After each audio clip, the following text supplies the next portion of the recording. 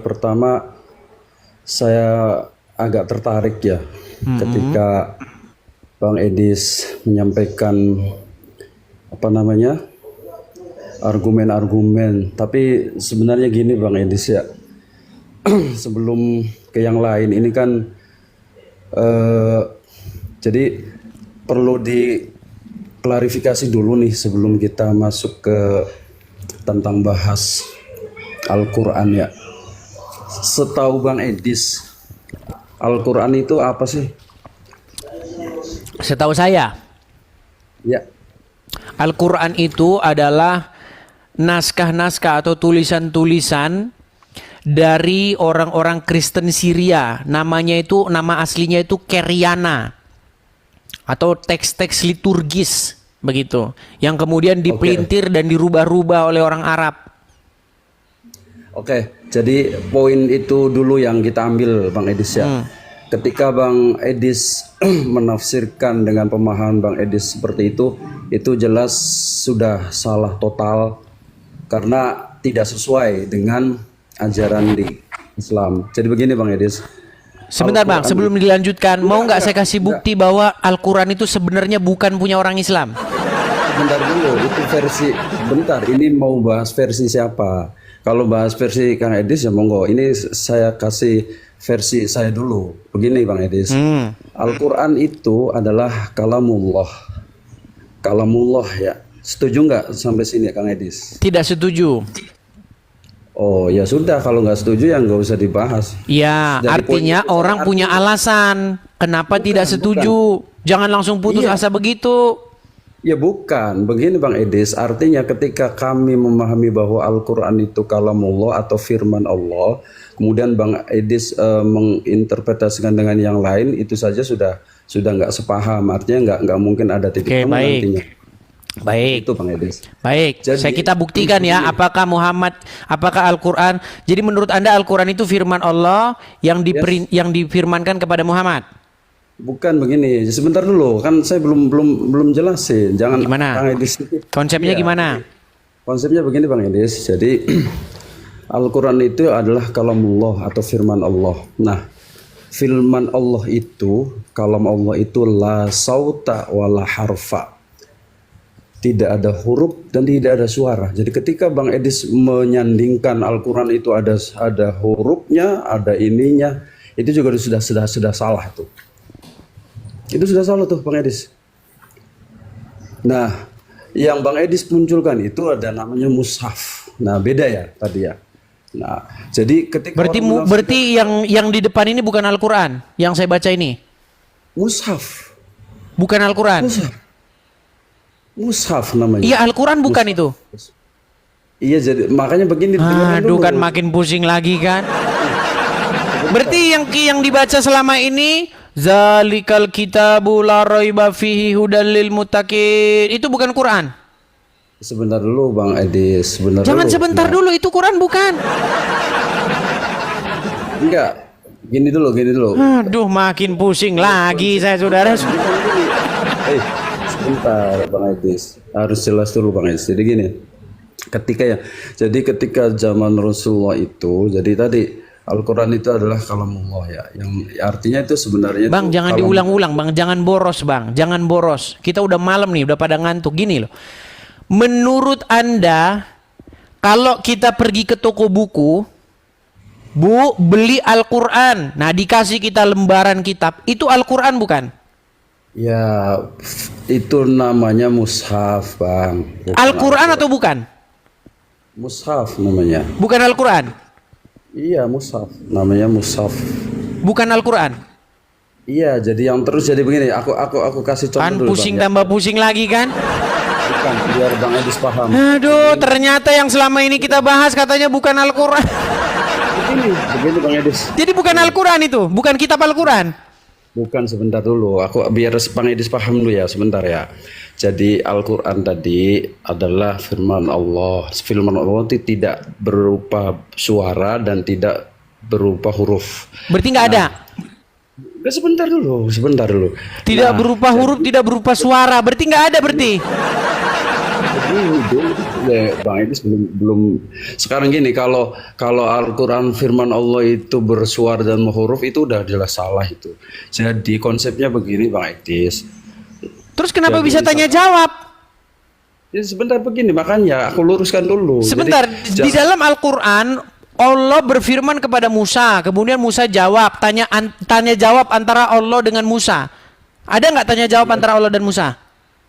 jadi begini Bang Idris. Nah, karena jadi Al-Qur'an gini, aku kasih contoh. Aduh, Jadi ini orang kalau makin bingung nih teman-teman. Nyata ya teman-teman ya, umat muslim sekarang dalam kebingungan yang besar. Wahai Abdul Somad, wahai Adi Hidayat, perhatikanlah umat kalian ini. Sekarang mereka sudah berada dalam kebingungan yang nyata. Sekarang mereka sudah bilang katanya mushaf Al-Quran itu bukan Al-Quran. Berarti mushaf yang sekarang itu bukan Al-Quran berarti? ya jangan sampai nyimpulkan, saya belum selesai. Ya sudah, Jangan berarti nyimpulkan. mushaf yang sekarang itu kitab apa itu? Gini, aku jelasin dulu nih biar Kang Idris paham. Jangan ngoceh terus, santai gantian sebentar. Jadi ketika misalkan nih ya es itu dingin misalkan ya, di tulisannya nih es itu dingin. Kemudian kita praktekkan tuh, misalkan megang es ya memang dingin, artinya kebenarannya sangat mutlak. Kebenarannya sangat mutlak. Jadi intinya, nah kalau yang tadi tertulis itu, yaitu yang disampaikan itu, diucapkan tapi tidak ini seperti itu, Bang Idris. Berarti mushaf Al-Quran itu Al-Quran bukan? Iya Al-Quran, Al-Quran. Katanya tadi Al-Quran tidak berupa tulisan, ini gimana lagi nih? Iya, bukan, tapi penyebutannya, mushaf. Oh, berarti ini oke, mantap ini. Saya setuju teman-teman. Ya, Jadi orang ini teman-teman punya pikiran sejalan dengan pikirannya Sumanto Al-Qurtubi yang menulis buku Lubang Hitam Agama. Di dalam bukunya Sumanto Al-Qurtubi yang berjudul Lubang Hitam Agama, mushaf yang sekarang ada pada umat muslim itu tidak lebih daripada kitab Gombal Gambul. Karangannya Utsman, betul? enggak, saya enggak sependapat itu. Artinya Loh. begini. Iya, oke. Menurut Sumanto Al-Qurtubi yang diturunkan, firman yang diturunkan itu seperti yang Anda bilang, tidak berupa buku, tidak berupa kitab, tidak berupa suara. Tetapi Umar, Muhammad dan kawan-kawannya bersekongkol untuk mengarang ayat Al-Qur'an. Betul? Enggak, salah. Loh, baik, kita tampilkan. Kita tampilkan, teman-teman. Nih ya. Nih, saya tampilkan ya, teman-teman ya.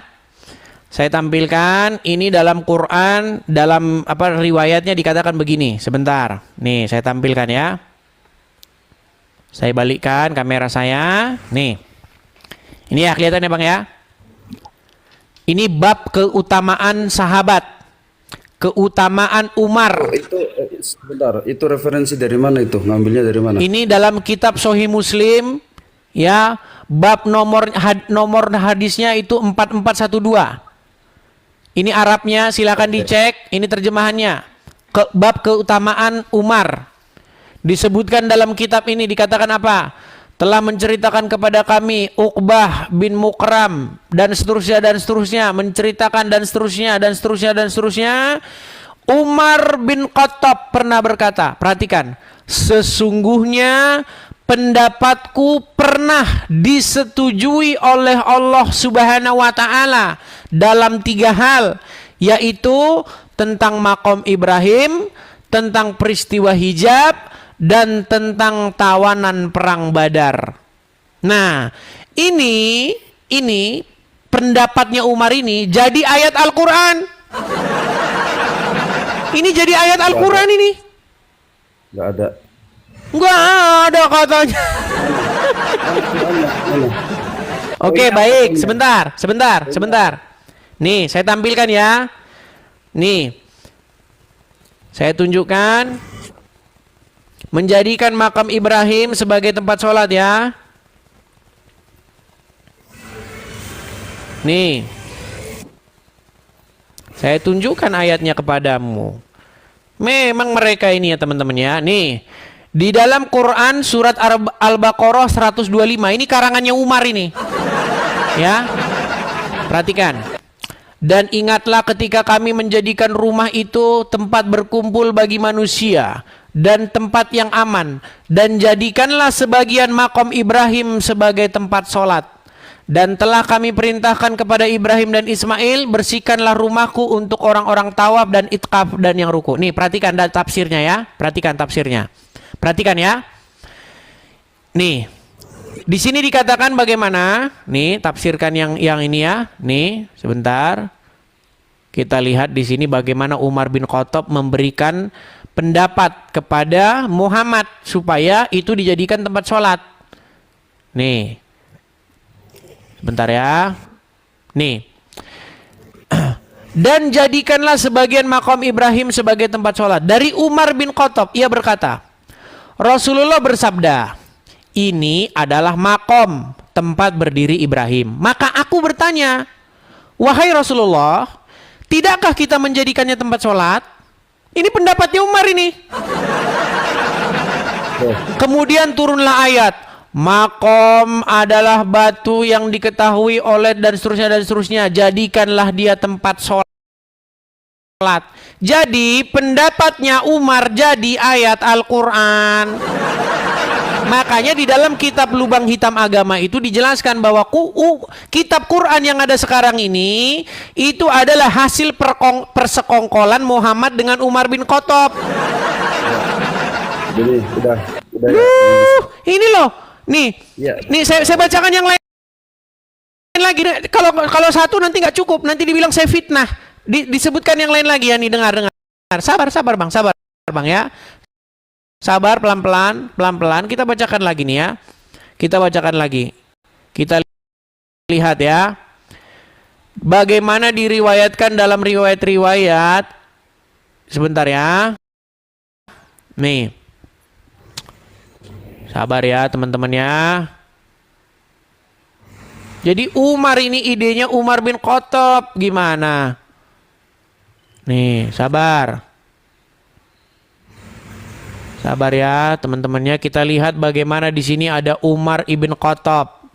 Dia memberikan saran kepada Muhammad untuk menjadikan makom itu sebagai tempat sholat. Nih, diriwayatkan juga pendapat yang serupa dari Mujahid dan Atta, dari Umar bin Khattab. Ada tiga perkara yang saya sepakati dengan Tuhan saya, atau Tuhan saya telah menyepakatinya. Saya menyepakatinya pada tiga perkara. Saya berkata, nih, wahai Rasulullah, jika aku menjadikan makom Ibrahim sebagai tempat sholat, tanda tanya, lalu turunlah ayat, jadikanlah makom Ibrahim itu sebagai tempat sholat. Lalu saya berkata, wahai Rasulullah, baik orang saleh maupun orang yang berdosa datang kepadamu, apakah saya harus memerintahkan istri-istri orang mukmin untuk berhijab? Lalu turunlah ayat tentang hijab. Nih, Umar ngomong jadi ayat. Tiap Umar ngomong jadi ayat. Makanya ada bab keutamaan Umar bin Khattab. Makanya Anda bilang tadi, Al-Quran, mushaf Al-Quran yang ada sekarang ini itu bukan firman Allah, tetapi itu adalah karangannya Muhammad dan kawan-kawannya. Betul. Ya, itu sampai menyimpulkan asal aja. Dulu saya menyimpulkan. Bisa dari referensi begini, dengerin sekarang saya ngomong. Saya ngomong. Jadi begini Bang Edis. Jadi ayat Al-Quran yang berjumlah 666 ayat itu, dia itu jadi turunnya itu secara berangsur. Jadi turunnya berangsur menyesuaikan. Bang, fokus dulu. Ada nggak omongan Umar jadi ayat Al-Quran? Sebentar dulu. Ada ayat namanya. Jadi begini Bang, kalau sampai mempelajari Al-Quran itu ada asbabul ayat itu turun sehingga jadi disesuaikan, jadi turunnya itu. Iya, ada nggak ayat Quran? Ada nggak omongan Umar jadi ayat Quran? Sebentar dulu. Jadi turunnya ayat itu menyesuaikan dengan kebutuhan pada saat itu. Nah. Jadi nggak berat pun. Kalau Muhammad kira-kira butuh, sebentar, kalau Muhammad kira-kira perlu wanita-wanita menyerahkan diri, jadi ayat ya.